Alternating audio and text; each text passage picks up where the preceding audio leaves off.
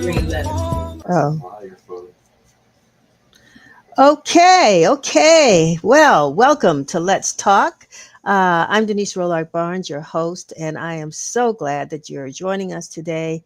We're here in Washington, D.C., actually at the offices of the Washington Informer. So glad to have you here. I want to thank Washington Informer Managing Editor Misha Green and lifestyle reporter Brenda Siler for filling in for me last Friday. I think I'm going to have a story for you all from my outing last Friday. I went with Leadership Greater Washington on a retreat. Actually, it wasn't a retreat. It was a African American or racial justice tour to the city of Richmond, Virginia. Quite an interesting tour, but more interesting, and I think I have a little video, but I'm hoping we can get him on the show one day, is the young man who has a construction company that was responsible for removing the Confederate statues on the Confederate Mall. I think that's what they call it in Richmond. Quite an amazing story.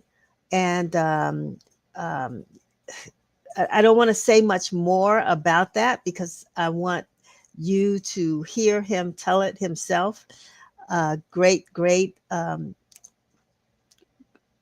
opportunity to know what the removal of these statutes have been. Now, it looks like I'm going to have to make a little correction here because I see I have my name listed as Jada Ingleton. And so I'm glad I told you that I am Denise Rolark Barnes, published to the Washington Informer. And Jada is our wonderful UCWI Digital Equity Fellow who actually must have used my computer not too long ago when we did our live broadcast from where were we? Oh, Sankofa bookstore. Yeah, on the night of the election. So I think Chevy's going to fix that. But at any rate, I had to share both of those things with you. And so while I was away, Misha Green and our lifestyle reporter, Brenda Siler, filled in. And I thought they had a great show. It's the other thing. I mean, Misha talked to Dr. Ron Daniels last night of the Institute of the Black World. Maybe some of you all got a chance to watch that video from the program last night, which was held at the New York Avenue Presbyterian Church. Was the after or post election conversation with some true leaders from all areas of Black America, talking about essentially where do we go from here.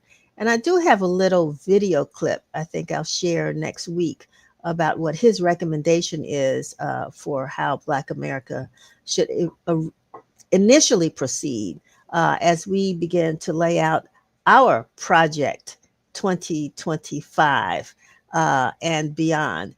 So anyway, thank you, Brenda. Thank you, Misha, for filling in. And if you missed the program, be sure to check it out along with other segments of Win TV Let's Talk on our YouTube channel. There's so many great programs you can see there. The channel is Washington Informer TV, no spaces. So you can go to YouTube, click on the Washington Informer TV, and see some of the great programming that we've given or provided over the last more than 5 years. It's been 5 years, you all. So anyway, we hope that you will find today's broadcast informative and inspiring. First, we're going to be speaking with Janelle Martinez and Akiana Florentine from the National Center for Children and Families, and Karen Hicks, who is the esteemed president of Psi Epsilon Omega chapter of Kappa Alpha. I'm trying to get a straight. I had my coffee this morning, y'all, but the president of, as I said, the Psi Epsilon Omega chapter of Alpha Kappa Alpha Sorority Incorporated, and an organizational supporter who are joining us in celebration of the National Adoption Awareness Month. And so they will be here to shed some light on the urgent need for more foster families in DC and Maryland. They will share their insights on the challenges and triumphs within the foster care system and inspire more of us. Yes, more of us to act and make a difference in the lives of so many deserving children. And our next guest, many of you may know, Pierpont Mobley. Hopefully that name sounds familiar, but few may know his life's journey of helping others in the areas of employment and civil rights, both on the job and in the community. And he's here to discuss and share his captivating new book, timely new book, Black Side of the White House, memoir for generations to come. So we're going to be talking to Pierpont about the book and about his life, his journey. And we hope that when it's all over, as we look at this White House transition, that he can give us some insights as to what are some of the behind the scenes things that we don't know about, but he does. And lastly, lifestyle reporter Brenda Siler will be here to talk to vocalist Isaac Deacon Izzy Bell about his performance in I'll Take You There, Stax Records company. It's a cabaret celebrating the catalog of the Memphis recording company that discovered Otis Redding, Isaac Hayes, Booker T and the MGs, Carla Thomas, and the Staple Singers. So looking forward to that conversation that will be coming up on today's Let's Talk. Make sure you pick up a copy of this week's Informer. This is it. Bam. Just want to show you the paper. You know, we always like to do that. It's traditional here to let you know print lives. Okay. But in case you don't get a print copy from our more than 600 locations throughout the DMV, you can access our digital editions anytime, anywhere by visiting our website at washingtoninformer.com. And while you're there, become a subscriber. It's easy.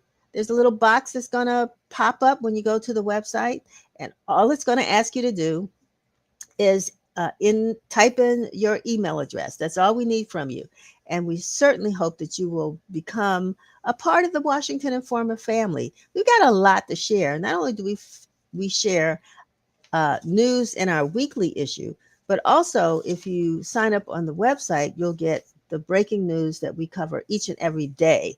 Plus, you'll see there that we produce several newsletters, When Daily, which is our daily update on the news. We've got Our House, which is a bi-monthly newsletter that we do talking about home ownership. How do we keep and sustain Black home ownership, particularly in the DMV? We've got When Africa, which is actually a new newsletter that we will be launching in the next week or so, looking at the African diaspora from our perspective. So it's not going to be all doom and gloom and what we see in other media. It's going to be some interesting information that, quite honestly, many of us may need to know right now. We've got Money Talk from JP Morgan Chase, which is a financial newsletter, deals and offers. And we've got a deal coming up pretty soon because we're going to have a ticket giveaway for theater, local theater production. And we'll tell you more about that. And then Word in Black, which is our national newspaper partner, a national digital news partner, Word in Black, which connects us to 10 Black-owned newspapers around the country. So we've got a lot of things to offer you there. So go to the website, tell your friends to go to the website, share everything you can with everybody. Like this is a lottie-dottie. We're trying to grow the family, and we hope that you will become a subscriber. We also hope that you will continue to follow us on Facebook, IG, X, TikTok, Threads, Nextdoor, LinkedIn, YouTube. And today I can add one more, and it's called Blue Sky. You know, we've heard that, you know, folks are exiting one of those social media platforms, particularly Black folks. And a lot of people are wondering where they're going to find a new social media home. And I've heard some pretty good things about Blue Sky. I haven't been on it yet, but I will. We just entered that platform within the last few days. And so if you're on Blue Sky, make sure that you follow us there at the Washington Informer. And we, again, ask you to be a subscriber to our YouTube channel, which is Washington Informer TV. So I guess we don't have a broadcast from Curtis. Curtis must be on vacation. So much news happening, and we haven't heard from him. But at any rate, you know, we're going to continue on with our program. So I am so excited, but also just grateful that we are acknowledging the folks from the National Center for Children and Families as we talk about not National Foster Care Adoption Month to talk about this critical issue within our community. So it's my pleasure to bring on Akiana Florentine, Karen S. Hicks, and Janelle Martinez. Welcome to Let's Talk. Thank Thank you. you. Hi, thank you for having us. Oh, our pleasure. Our Yes, thank pleasure. you.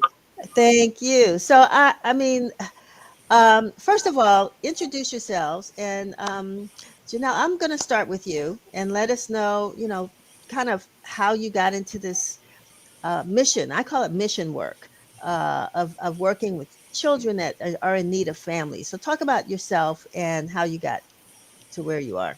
Sure. Thank you. My name is Janelle Martinez. I am the Deputy Executive Director for Programs here at the National Center for Children and Families.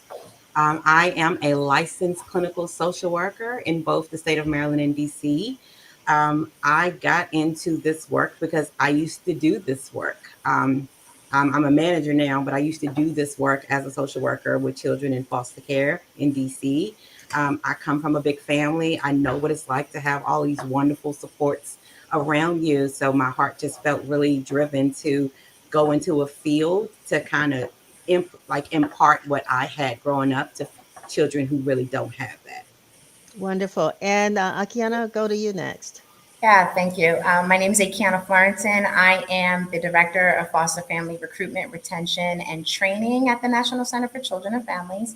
And very similar to Janelle, I also come from a really big family. I know what it feels like to have supports, to have several other children and adults around you supporting you. And very similar to Janelle, I'm also a licensed social worker, and I've also done the work. I've worked for child protection for many years in the state of Massachusetts. So I am committed to the mission of just making sure that kids are supported. And that's how I ended up at NCCF. Wonderful. And Karen, AK's in the house. Yes, yes. Hello, my name is Karen S. Hicks. I am the president of Psi Epsilon Omega chapter of Alpha Kappa Alpha. And as you know, community service has been the cornerstone of Alpha Kappa Alpha sorority since we were founded in 1908. We continue to build on our legacy of service, addressing child hunger, promoting positive youth development and leadership programs, and raising awareness about the importance of mental well-being in children. So that's why Psi Epsilon Omega is partnering with the National Center for Children and Families. And you will hear more about it. We're having an event on the 19th, Falling for Foster Care, where resources and efforts are combined to maximize the impact that we will have on local children who are in need of families. So thank you. So I'm going to stick with you for a minute, Karen, because I'm going to talk to Janelle and Akiana a little bit more about the need. But, the AKAs in your chapter, like you said, you do a lot as it relates to children. And is there something that really sort of brought you into this area? Because children have so many needs, but it could have been anything. Why foster care? So anytime that we see a need, we try to address it. And this was a great opportunity for Psi Epsilon Omega chapter, to partner with NCCF. As I said earlier, we're combining our resources and we're educating people about foster care. So this is an exciting time for us. It's a new area for us, but at the same time, we're excited to be partnering with NCCF for this. Well, that's a good place to start because when you say it's a new area for you, I'm sure this whole month is introducing the idea of individuals becoming foster parents, which is a new area or idea for many. And Akiana or Janelle, tell me, what is the recruitment process like, and what does it take to become a foster parent? Yeah, sure. I can answer that. At NCCF, we have an extremely thorough process for prospectives who want to be a foster parent. So we have a recruitment team who are out in the community, really engaging with the community, answering questions, and just bringing awareness for people who are scared to ask the question, who do not know where to start. In addition to that, we hold monthly foster parent orientations for people who want to learn more about what NCCF does as far as foster care and who are willing to take the first step. Overall, the foster care recruitment process at NCCF is so thorough. We make sure that we assess everyone because we want to choose fit and stable adults to ensure that our kids are well taken care of. And in addition to that, we have a licensing department who focuses on gathering history, and whether it's family history or criminal history, if any, on any perspectives in the community to make sure that we're selecting the right people. Um, Janelle, tell us if you can, the state or the need. Share with us the need for foster parents? Sure. Well, right now, the National Center for Children and Families is one of the largest providers of foster care and adoption in Maryland and DC. We can serve up to about 240 children in foster care from those jurisdictions. But there's a need because we're seeing just again challenges that are occurring across the nation with the substance abuse crisis, and even locally, just the ongoing challenges of poverty and the impact of that on our children in care. And there's just a need for more. Those numbers are not declining. They haven't declined over time. And I think we have to prepare for what may come. And I think having equipped and family and stable families to be able to receive and just support these children who are separated from their families, and everything that they know and love and are used to. We just need more people to want to come and do the work, to have the heart to serve the most vulnerable. It's just way bigger than a stipend. I have to have the heart to do this and show up every day for these families, for these children who need it. You are not race specific, are you? Is it all children in the DC and Maryland area? Yes, correct. All children who are involved in the child welfare system in the state of Maryland, as well as Child and Family Services in DC. We Mm-hmm. serve all of those children. Okay. And you said 290? Up to 240, up to 240. 240. We have the But capacity to do that. how great is the need beyond that? I mean, well, when you sit back and you think about just what's happening locally within the district with the gentrification, and there is overemphasis in Black children being involved in the child welfare system. There is just a need to have families who can have the skill set, who have the stability, and just have the passion to want to work. You have to look at fostering and adoption as giving back. Giving back to children who did not experience what maybe you have experienced. Or let's say you have had you had a challenging childhood, and you want to do something different. You want to impact. You know what you needed when you were younger, and this is a way to give back by fostering and even to adopt. What are Akiana, what are the hardest groups to find foster parents for? Is it the infants? Is it the middle schoolers, or those that older group, that may be getting ready to age out of foster care? What's the biggest challenge? Yeah, that's a really great question. The biggest challenge is with our teens. Older children are typically harder to find families for because they not only have typical teenage behaviors, but also they are more connected to their families. They've been here on the earth longer than young children. They come with their own traditions, their cultural backgrounds, their ideas and beliefs of being with their families and what that means to them. So that is harder to find a family that matches them the way that we would hope. In addition, with some of the difficulties that Janelle mentioned, we see a lot of teen parents come into care. because of their circumstances, environmental issues. So we see a lot of teen parents that come into care that do need stable homes for themselves and the babies that they have or the young kids that they have. So that is a difficult group to find families that match their needs. Wow, I had not thought about that. About teenagers who are parents that need foster homes. That's interesting.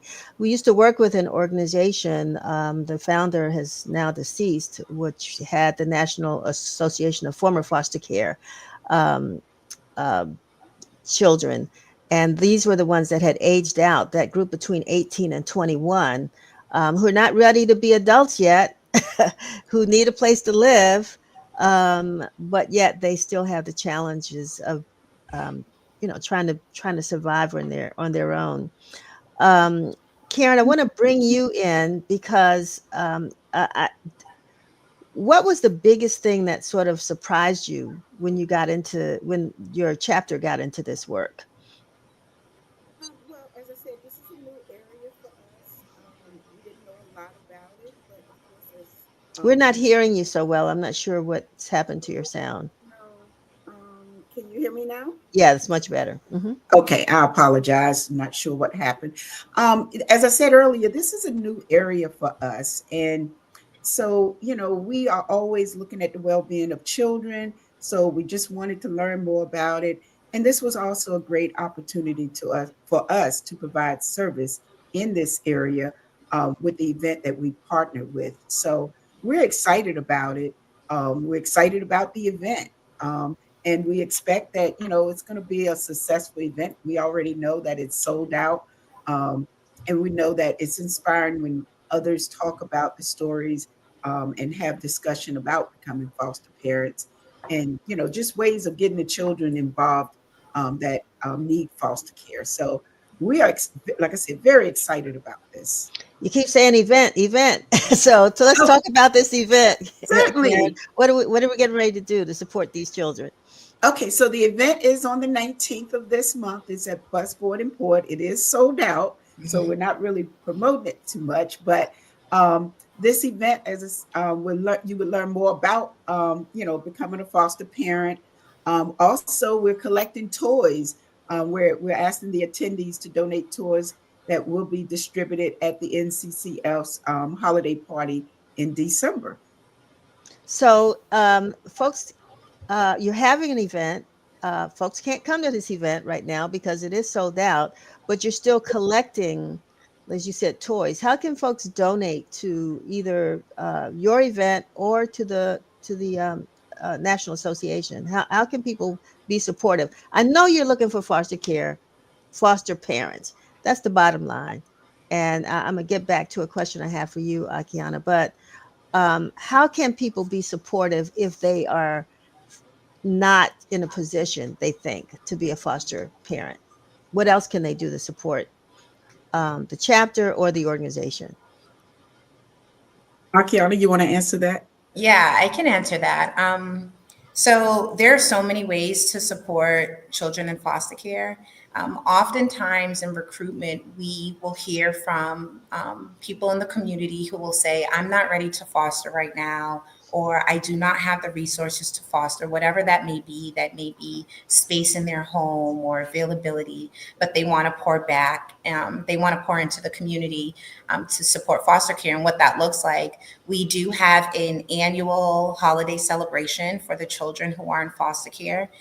During that celebration, they all come together, all of our families come together, and the kids are gifted gifts. All of the gifts are donated to us, so that is a great way to help, and I can share that information.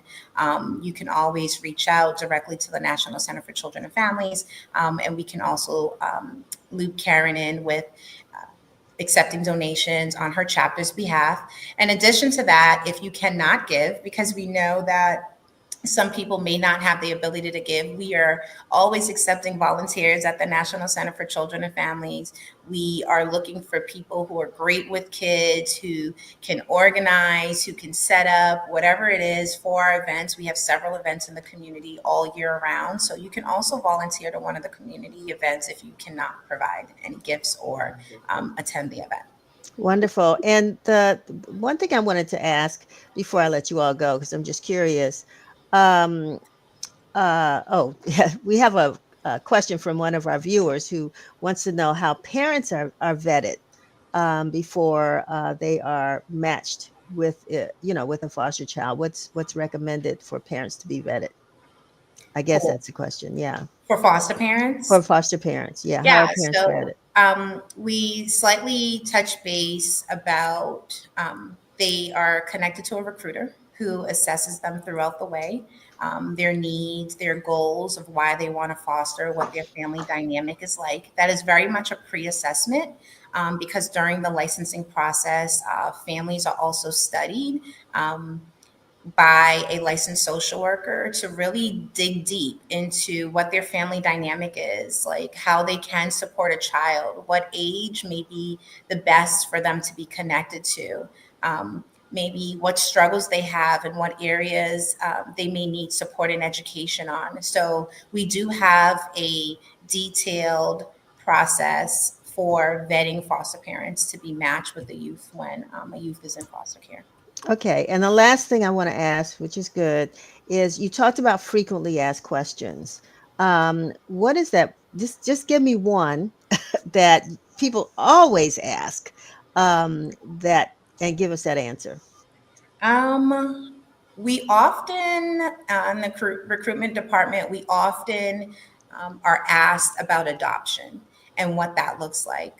I think the misconception is that there are many children just waiting to be adopted that are not, that have no biological family. And that is not the case. NCCF is a foster to adopt agency. We focus on reunification, but there are many times that children cannot be reunified with their families.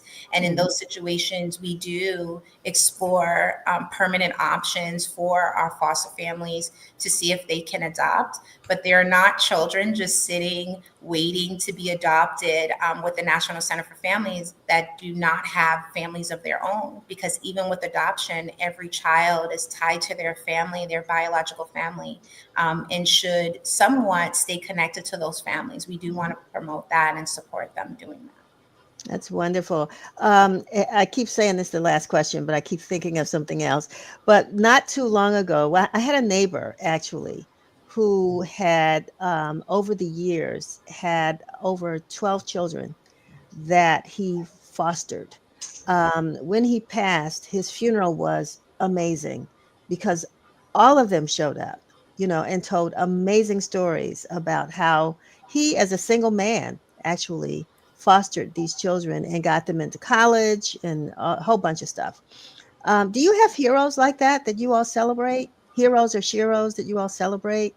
Jamel, Yeah, Janelle? I would say absolutely. Uh-huh. We do a lot of recognitions. We've had foster parents who've been fostering with us for about 30 years. And we also like to celebrate some of our new foster parents who are just starting in, but they're hitting the ground running. So we do we do an annual foster parent awards ceremony for them, where they can come and we acknowledge and recognize some foster families who have just gone above and beyond, and just shown like they're how wonderful they are in doing this work. But yes, we have families who have fostered hundreds of children with us, who have special skill sets. They partner with other foster parents to give them strategies and tips on this is what worked for them and this is what you can do. It really is a community. We really like to encourage our foster parents to have a community within themselves because this is hard work. Parenting is hard work, Tell me. and parenting children who have extensive trauma and are involved in these systems where they're separated from their family of origin, you're going to need support. It really, truly takes a village. Wow. Well, that's wonderful. That's wonderful. One of my favorite commercials on television is it's one about teenagers, and that they are looking for great homes. I don't know if you all have seen it, but it's about becoming a foster parent, and that teenagers need love. And so, how can people reach out to you if they're interested in getting more information? I think we have your information here, but do you mind sharing it? Yeah, of course. There are a few ways to reach out to us. One of the easiest ways is to go to our website. So you can go to www.nccf/cares.org, and you can go to the foster parent tab.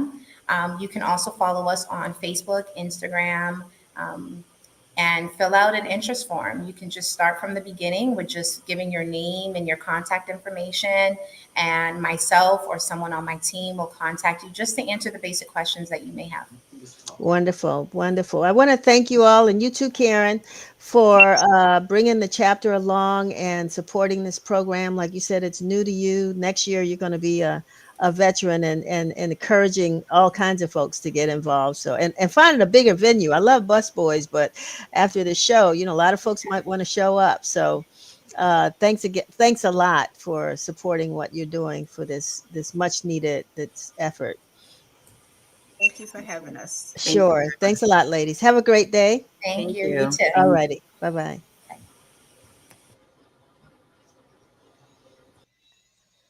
Yeah, foster care, adoption, and I could have gone deeper down into I wouldn't call it a rabbit hole, but into the issue of what happens not only to our children, but so many children who are in need of um, parents, mentors, um, what do you call them?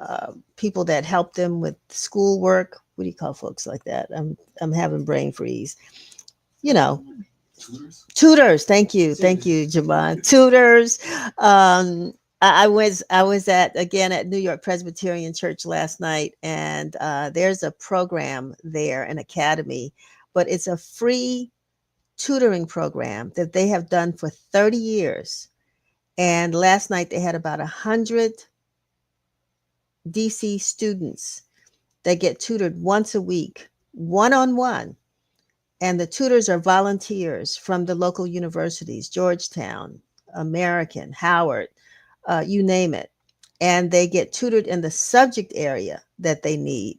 And so we'll be doing a story on that as well, because like I said, children have lots of needs. If we talk about this place being a village, we all can play a supportive role in making sure that we grow them into the kind of adults that we say we want and so much need in our communities. But anyway, let me move on. Want to bring on now a friend, someone that I have admired over the years, someone who has talked about what he was going to do, and he sat down and did it. That's Mr. Pierpont Mobley. He is a trailblazer, a pioneer, and a visionary. The link came off in that. Oh, you're there. You're there. Can you see me? I can see you and hear you loud and clear.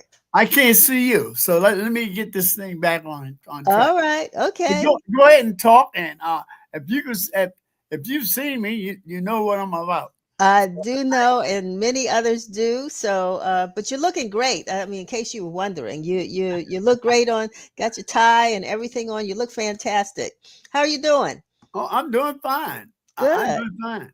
Good. I'm trying to see if I can get this back on entering the studio again. Yeah. But anyway. Okay. So anyway, let's. Pierpont. We can go on. Okay. All right. Oh, we're having a little bit of a connection. I've been doing fine. Yeah, I'm back on track. Can you see me? Oh yeah, I can see you. Okay, can you see me? I can. Okay, I can. Yeah. Okay. So I have a copy of this book here. It's wonderful. Okay. Black Side of the White House, a memoir for generations to come.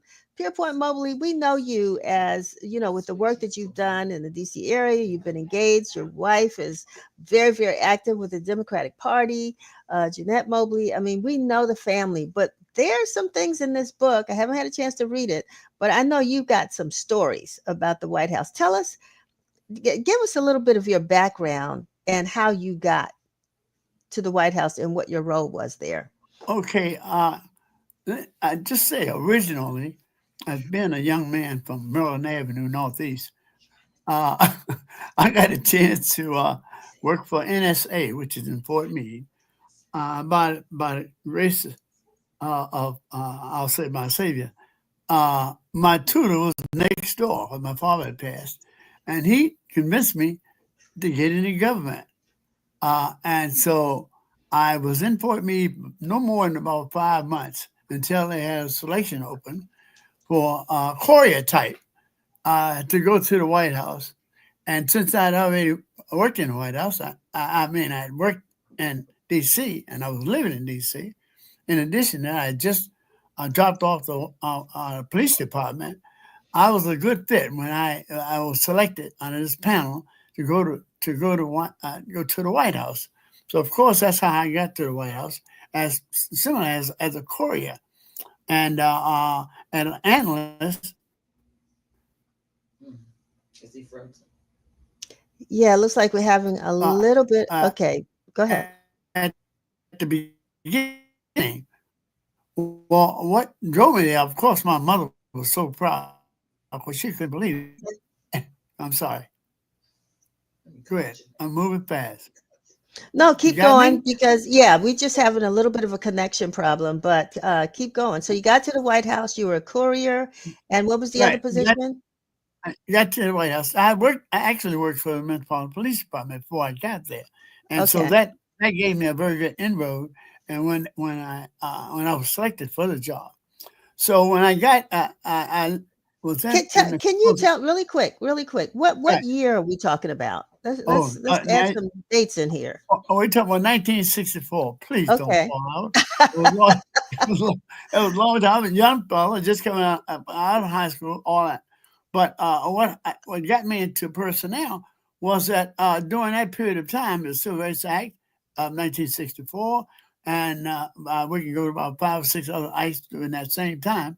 The 60s was a very hot area where diversity, the word was never used, diversity. But today, I got selected to get in the personnel office because this the chief executive officer saw me walking down the hall one day, and he saw me with a good-looking towel, and he said, "Yeah, I heard about you, Pierpont Mobley," and that's how I got into White House personnel. I want to remind you now, it was only 30 employees in White House personnel, and I was the only person of color. Wow. That Okay. was a challenge in itself. I'm sure. I walked in the door, and all of a sudden, they pushed me right in the front of the door. When I said they, you know what I'm saying? Mm-hmm. And so if you open the door in the personnel office, you would hit my desk. And I was kind of humiliated, but my mother kept telling me, "You here, do something." so you know how sisters are. They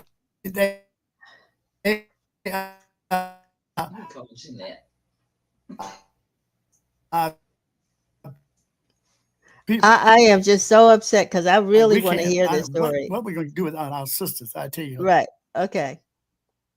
This story, but I'm gonna get off. I'm not gonna stamp too much up. That's how I got into the personnel office. And of Okay. course, one of the major things that got me in the White House personnel office was the fact that I was in personnel with the DC National Guards. So I got lucky to be able to do that when I went in the reserves at the age of 18 years old, still going to Eastern High School. Okay, so going back to the White House. I was subjected to a lot of crazy things in the White House simply because it was during that period of time when the Civil Rights Act and Martin Luther King in 1968, I was activated because I just started working in the White House personnel. Yeah. We're having some technical difficulties here. And I was Mr. activated. Of course, they didn't Okay. like that because I was. It's still. Can you get me? I'm sorry about this. Yeah. We're just having some. You're breaking up, and this is such a great story. And I know what may end up happening is you might end up having to bring you back on once we can figure out how we can do this without the interruptions. But if you can hear me and can share really quickly, what I don't want you to give the book away, as Right. far as what's in it. Yeah. But one, how can people get it? And two, what are they going to learn that Well, might be relevant to today? okay, one of the major reasons for me writing this book was for a motivation standpoint. The memoirs was predicated on the fact that you can do it under all these various circumstances if your mind is set that you have the perseverance that you can sustain a lot of unrealistic things that are thrown at you. I did a whole lot of strategies while I was in personnel. I got a chance to hire and got a lot of people of color and females jobs all over the United States. People need to understand that you got in the White House personnel office, there's about 120 people that stay there. That's why I was there for 16 years. In personnel. And in fact, one of the highlights of my career was I saw a secretary throw about 4 applicants in the trash. And so I said, Barbara, what did you do? She was a white, of course. And she said, oh, nothing, don't worry about it. So when she left to go to lunch, I went in the trash can, and these people from Howard, my school. I said, Wow. what in the world is going on? So of course, I had to put a little stamp on it and send it to labor and HHS all over the place. And the various highlight is the fact that I was on 450, and a young man jumped on my car and told me, he said, Pierpont, you got me a job 20 years ago. Wow. And I couldn't believe it. But at any rate, the purpose of the book is really to kind of give people a good, thorough understanding of if you think you can't do it, get over it. Yeah. Get over it. Yeah. Because perseverance, at the same time I was going to graduate school, part-time, a lady asked me, I had clear blue sky, my director said, how can you afford that tie you have on? Put her hand on my tie. And I said, wait a minute. And all other white Oh, this is why y'all got to read the book. I'm telling you. I was looking at it, and I said, Miss Rob, what is legal in this personnel office? So, Yeah. But now the last thing I want to say is, you say the purpose of the book. What was the purpose? It took me a long time to write this book. In fact, I figured it out maybe about 30 years, and I've been telling everybody I was going to write this book. And the last thing that just happened was this environment that we're in. Everybody knows that I've represented a lot of people in D.C. all over the world, even after I retired from the federal government. Represented won some major cases in civil rights. In fact, I was responsible for the black farmers. If anybody knows anything about the black farmers, pull it up, and you won't see my name nowhere. I talked to a young man 7 hours. But the meat of the book is predicated on the fact that perseverance always, I think, rules out of all these other things. And racism is alive and well. It's getting more apparent today. I'm thinking back and about the motivation standpoint when a young man, a white man says, I don't want any more black people in my division. And that was in agriculture before I retired. And I couldn't understand it. And he didn't know that I'd heard about it. So of course I got him, and he for the next 3 years, he had to hire everybody, this African American and every woman, for 3.5 years. I think about that case. But to sum it all up, is that the acceptance of being able to persevere. And I think that anyone reads this book, and I got 20-some people in there that testified in this book on my behalf about things that I have done for them.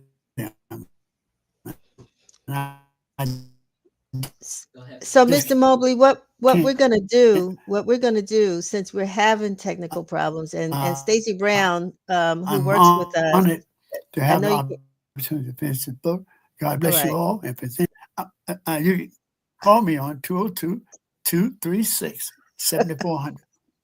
All right. Well, I know you're gonna get some phone calls because folks gonna want to want to hear more about this story. And we have there where folks can get the copy of the book on Amazon, which is great. And so Stacey Brown, who does his own show, Let It Be Known, suggests that we bring you back, but we might have to bring you in the studio and do an interview that we can record and share with our viewers. So I love that idea. Love it. Wonderful. Love it. Okay, so we're going to make that happen. Thank you very much. And by that time, I would have read it. And we can really get into some conversations, and we would have seen a little bit more about what this administration looks like. I don't know how many presidents you served under, but four presidents directly under the White House, and then 7 throughout my federal service. And so that's both Republican and Democrat. You got it. All right. Okay. So that gives us a whole lot to talk about. So take care, and we will talk again soon. Thank you. All right. God bless you. Same to you. Okay. Bye-bye. Bye-bye. So we're done. Oh, wow. We're done. Well, for those of you all who are in the chat, I just want to give you a couple of minutes or in the comment area if you have anything you want to share really quickly, because we're early. We never end this early, but I think Brenda's guest was unable to join us today, so we're going to reschedule her. Of course, I would have gone on much longer with Mr. Mobley had we been able to get the sound together. But if you have any questions, any comments, anything that you want to share, go ahead and do it now. I'm going to give us maybe another couple minutes to talk about that. I know one of the things is what I wish we could get Stacey on here, because in Let It Be Known, I mean, he's been looking at what's happening with the folks that the president, incoming president, is naming to his administration, and all the controversy surrounding that. Of course, all of us, or many of us, it's kind of like a weird situation when you're looking and trying to figure out who the Black person is that they're going to pick, but then wondering if it's going to be somebody as crazy as, or unsettling, let me put it that way, someone as unsettling as some of his selections thus far. People who many claim are not qualified. You able to send Stacey a link? Yeah, I'm sending. Okay. People who are unqualified. Some say people who have criminal backgrounds. So many things that we're hearing that just causes us to be somewhat concerned about where we're headed. And then we have Elon Musk. Now I'm going to tell you, he said something the other day that I'm still curious about, that there are only, said something like there are 400 and some odd government agencies. And that may be the case, whereas he says we only need 99. Now, which ones of those agencies are going to be cut? Talking about cutting education and spreading the duties of the education department to other departments. I've heard that all of these things have been considered before, acted upon before, and they didn't work. So, that's been the issue that has been raised not only by the Republicans, but also the Democrats, that we have a pretty heavy, overloaded bureaucracy. And what folks don't understand is Washington, D.C. and the surrounding areas, the folks that live, and especially that live in this area, work in many of these government agencies, either as employees or as government contractors. So we will severely be impacted by what this administration may have in store. Stacey, I'm so glad I could get you in for a few minutes. Listen, first of all, before you say, that was a great segment. Those last 2 segments, that's all I caught. I missed the opening, but with the foster care, this is information that is so good to see and hear. And then Mr. Mobley there, you gotta have him come to the studio. You have to. Yeah. No, I know he kept talking about. It's an incredible story he has. For the last, I'll say, year, every time I would run into him, he'd say, "My book is coming out. My book is coming out," and I was like, "What book. I worked in the White House. My book is coming out. So how timely could it be? Yeah, it is awesome. I was sitting here just enjoying it. I gotta catch a train soon, and I was like, "Oh, that's right. Let's Talk is on." And Well, I thank you and Vanessa, was it Vanessa Brand? No, Vanessa Anthony, and some of the other folks that I've seen kind of tuning in. Of course, Michael Laster is always here, and others, just sort of Helen Wright. I know they're having a big thing over at Richard Wright Public Charter School and yeah, Sonia Mull. But, Stacey Brown is the host of Let It Be Known that airs every morning from 7:30 to 8:30 on YouTube and Facebook, part of Black Press USA. What did you all talk about this morning, Stacey? I apologize, I missed it. so we had a great guest on, a woman named Kimberly Alexander, who's the widow of the former Oakland Raiders football player Elijah Alexander, and she's been, since he died in 2009. He died of multiple myeloma, and she's been an advocate in trying to get raise more awareness, because everything affects Black folks a whole lot more than it does anybody else. And we had a great conversation. And for me, it was a personal conversation, because I have a brother who has multiple myeloma, and I was surprised he even chimed in the show. Wow. And we were able to have a great conversation. And it's stuff like that, Denise, and what you brought with the foster parenting and Mr. Mobley there. It's what we need now more than ever. We need information that's going to, you used to always talk about, not that you used to, because you still do, but long ago you started talking about solutions journalism.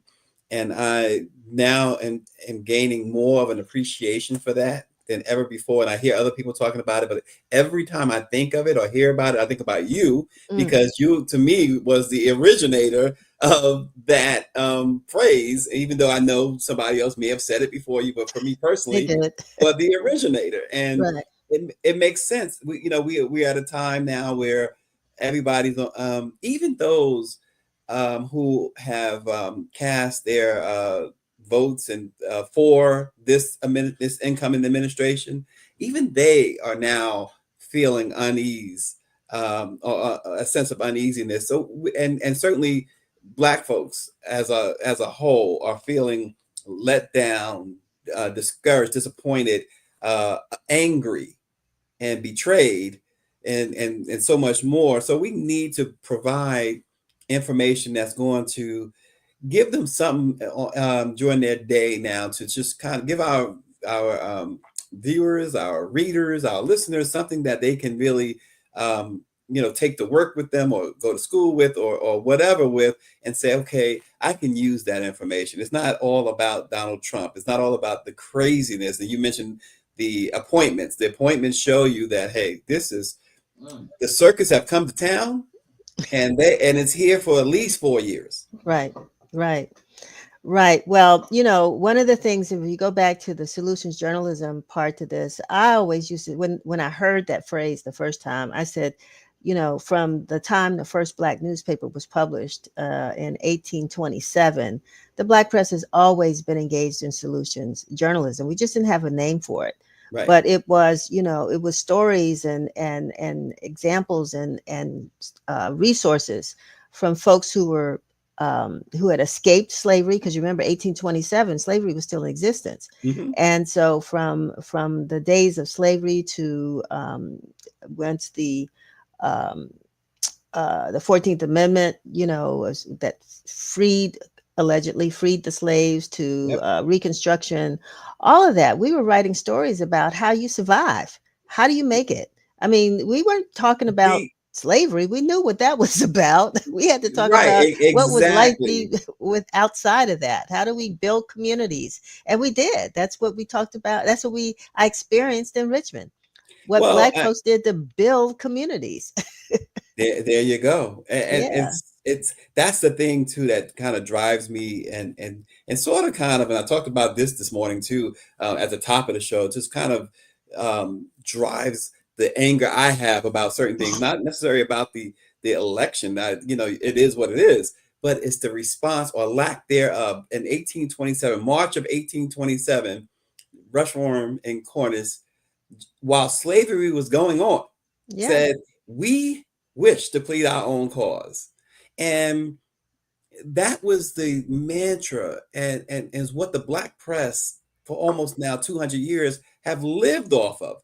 And now we are at this moment, which I said this morning, and like in the election, to this re-election of Donald Trump, as a moment for African Americans in particular, as a similar moment in history to, or at least the shock of it, and the devastation of it.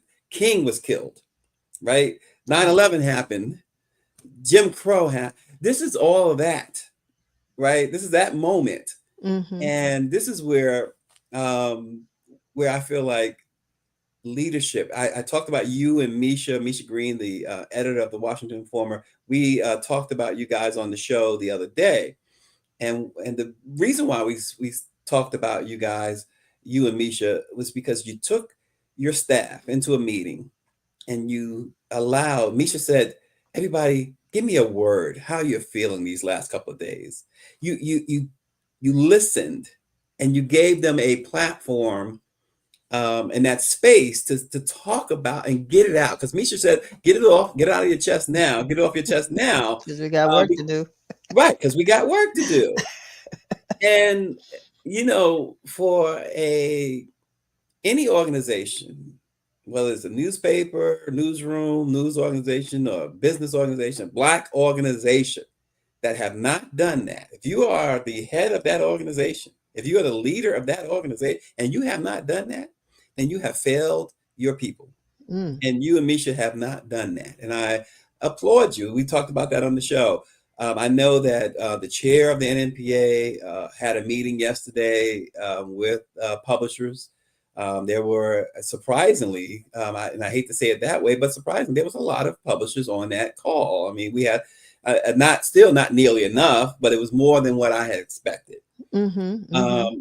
And even in that meeting, it just, I thought it would be more of that too, more of allowing these Black business owners, these newspaper publishers, to be able to express themselves about what has happened, but more importantly, where do we go? How do we go forward?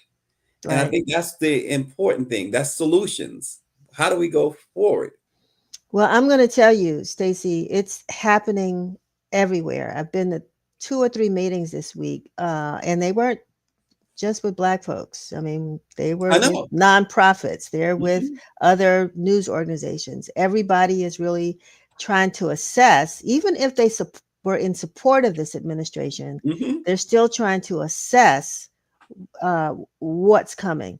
Right. But we're kind of out of town now, but I got a real question for you when we talk about assess what's coming. What's coming for Mike Tyson tonight?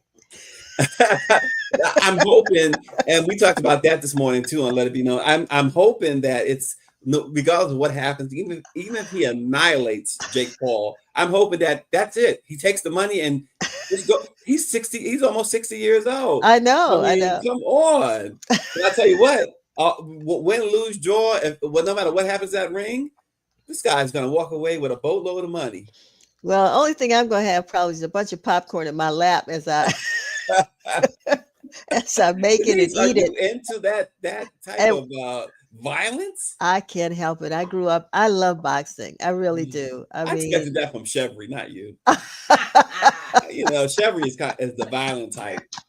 No, I'm not violent, but I love the sport. I really do. And when I got to meet Mr. King, I said, "Can I come to a couple of your fights?"